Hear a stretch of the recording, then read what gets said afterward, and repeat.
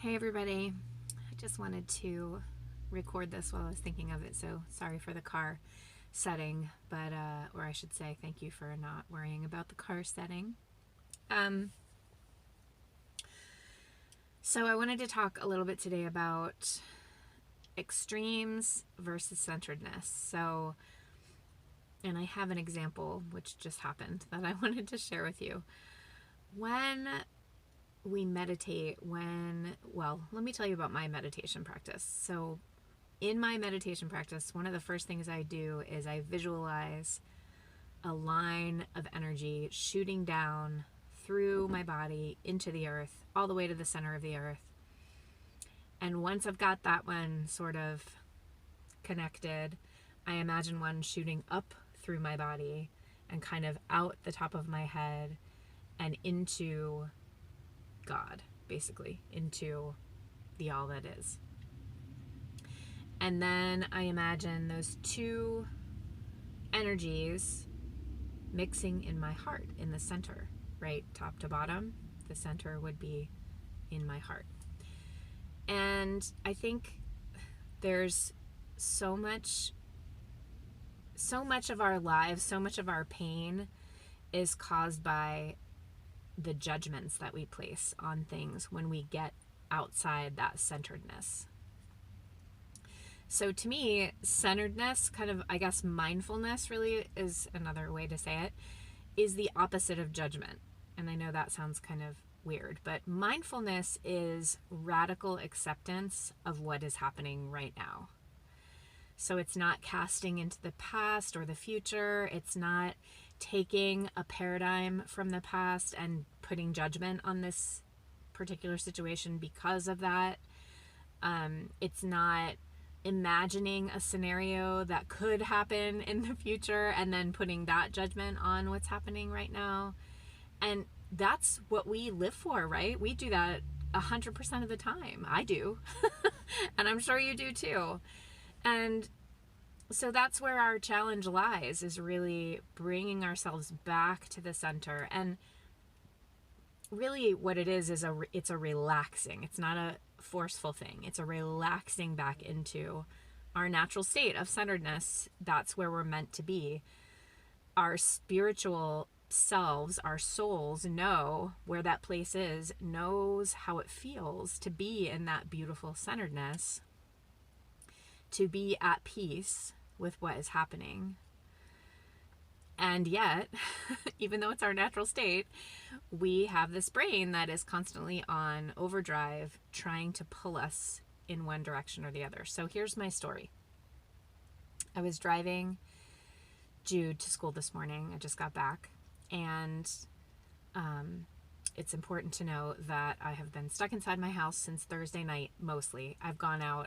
I went to the grocery store on Sunday night, which was like a beautiful dream.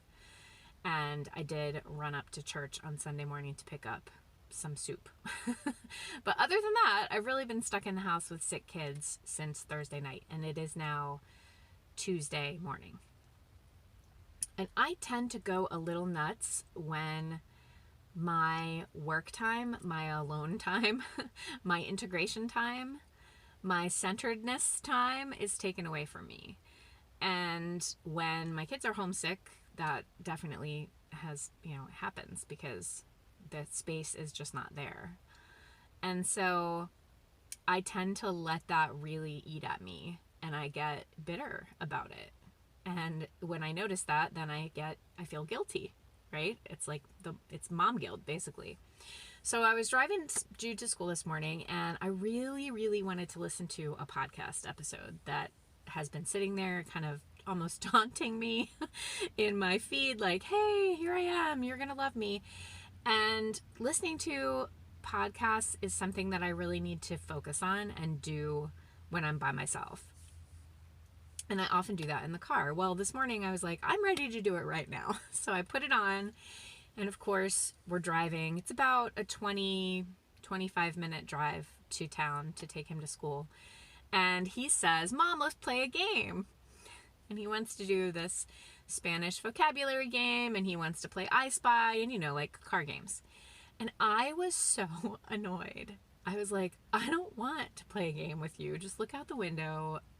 I am going to listen to my podcast. And then so I'm like way over here, right? I'm like, oh, this is frustrating. I don't want to do this. You're forcing me to use my time in a way I don't want to do. And I've been cooped up in the house, all of that, like, poor me, self-pity stuff.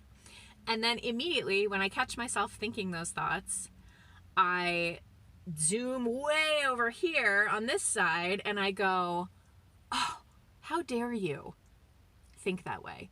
You have friends who've lost children.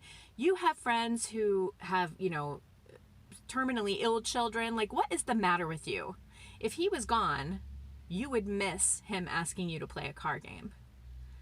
So it's like, boing, boing, boing. And neither of those are helpful. Neither of those are productive.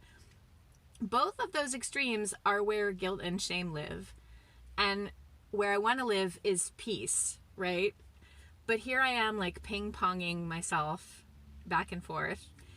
And it just struck me as kind of ridiculous in the moment. And I think, again, we all do this, like, every single day. How many times? Who knows? Especially moms. And I should say especially parents. I certainly know plenty of dads who do the same thing. And it doesn't serve us. It doesn't serve us. I listened to the podcast on my drive home after I dropped him off, and it was fine. And why that didn't occur to me before I did the ping pong thing, I don't know. But it occurs to me now, having told you that whole story, that I used to do this ping pong thing and never recognize it and never come back to center. And that's progress, right? Like, that's what we're doing when we do this kind of work, is we are opening up more and more every single day to that centered peace that's there for us. It's promised to us. It's our natural state. So I guess I tell you all of this just as encouragement to keep at it and to be graceful with yourself. It's not easy to do, and also it is so important, and it will serve you so well. And I just wanted to stand here and say that. I'm sitting, but you get what I mean. That I'm in it. I get it. I see you. You're in it. You get it. I'm glad you're here. Thank you for the work you're doing. It impacts the whole world. So keep at it. I hope you all have a beautiful day.